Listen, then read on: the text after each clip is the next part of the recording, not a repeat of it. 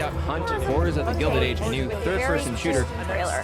Game is set in the 1800s and is described as a fine multiplayer experience on Austin was making a web-based game called Hunt, and the idea was you had 4 friends go in, cooperative play, randomly generated levels.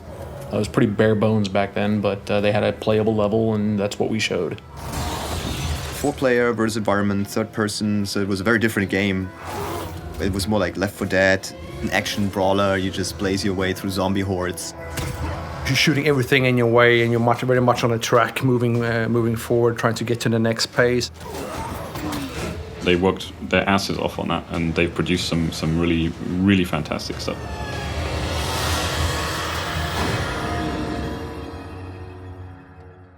Crytek went through, let's say, difficult time, so we had to restructure the company. Unfortunately, that meant the closure of the Austin studio, and we moved Hunt then back to Frankfurt, where the main offices are.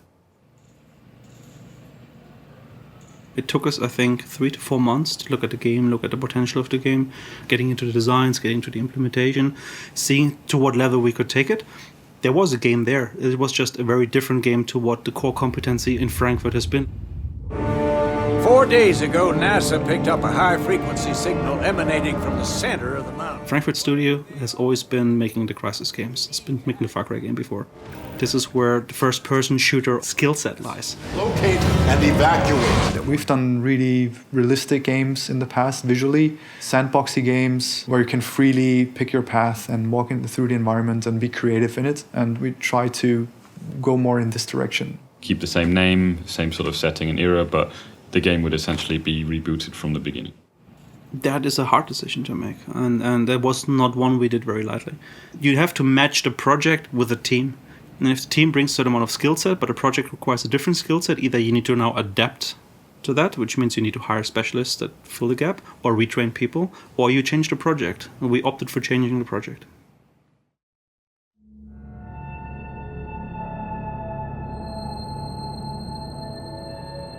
What we wanted to achieve with Hunt in the long term was sustained tension for players so that they are never really sure quite what is going to happen. It's an anticipation. You're out there in the woods, you're alone in the dark, the environment seems to be a threat to you, you hear things, but you don't know what it is. Hunt is not necessarily a game that relies on jump scares. It is not a linear horror experience. You have to think about it more as a game where you and your friend rely on your senses. Did I hear anything? Did I see any movement? A large important part of the game is the fear of loss. Someone might be watching me right now. If I take this one wrong step, I'm going to lose everything. You're trying to look for something, you don't know what's around you, and if you step on a twig, you're fucked, man. Something's going to happen. The game is set basically at the last half of the 19th century, primarily in Louisiana. We have a large open world map.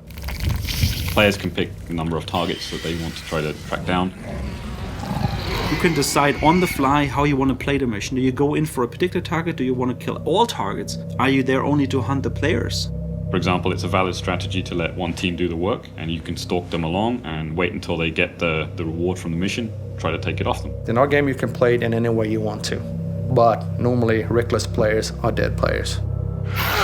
You will face AI enemies.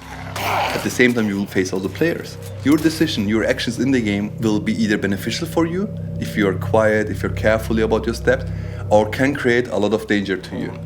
Be very, very quiet and tell if you're frustrated. The bosses have left traces in the maps, and that means that also people are looking for the same tracks and they're going after the same stuff, and you're going to encounter other players there. You're way too visible there. Get some cover. You're trying to follow the track of the boss you're hunting down, and all of a sudden you're hearing that thing that sticks out that you know is not AI. So you see birds rising up somewhere. Maybe player triggered them. You hear some distant gunshots. You see some flashes in the woods. And that is the moment where you go like, okay, buddy, there's a player. I heard somebody reloading. Somebody's fiddling with some lock. Somebody's opening a gate. Somebody walked too close to some dog kennel. There's somebody around me and I don't know where it is. So the resupply center is over here. Your voice is casted out in a proximity around you. So if you're too far away from your partner, suddenly they can't hear you. If you're too close to an enemy, suddenly they can. And the most scary moments of this game is when I'm in some dark bush, bush somewhere, and I'm hiding around, and I'm just hearing people moving, talking. And I don't want to move. If I make the wrong call, I'm dead immediately. We have like this concept of the darkness. And it's like a detective mode, a dark side mode, where you can kind of see like the weird things happening in the world. It's a bit like Star Wars when you can feel the Force, right? Because you can see things in the environment. It's going to benefit you on your way to track the monsters.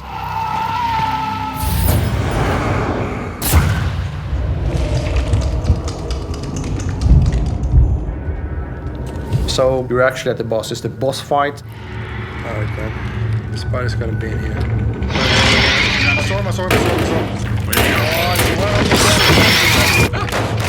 Then you have the kill and the banishing phase. The banishing phase is a defensive mission. And it takes a little bit of time to open a portal to hell and send the boss back, which will send a signal to the whole map. Somebody's doing something over there. We call it the hunter becomes the hunted. Dogs, Bob.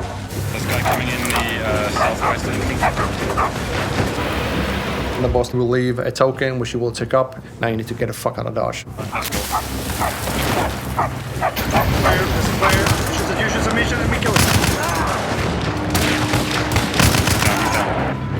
Quick, the other guys are still behind us.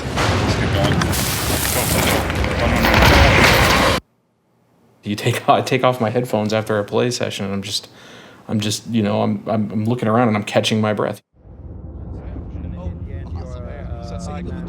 We're here with Magnus and Chris, and we're going to be talking about Hunt Showdown. This is the kind of game that I enjoy playing, and I think that's probably the best situation to be in when you're working on something. Being able to work on the product you'd really like to play yourself day and night. This is a great opportunity. This game was all about gameplay. It was gameplay first from day one on, and we played very ugly looking maps that were just gray boxes most of the time until it was fun. When you talk about your game and then you say it will be intense, it will be risk-reward and stuff like that, yeah, that's what producers and people say, right, when they do a game. But seeing people that are not Crytek and you will hear a lot of people saying, fuck, and like, dude, and what the fuck? Well, how can I play this? I want to play this. There's nothing quite like it out there. I mean, it's from somebody who plays a lot of games. I mean, this is a unique game. Crytek has a reputation for these visual things and the visual fidelity and stuff, but everybody here is a gamer. So within the team, there couldn't be more agreement upon making a fun game.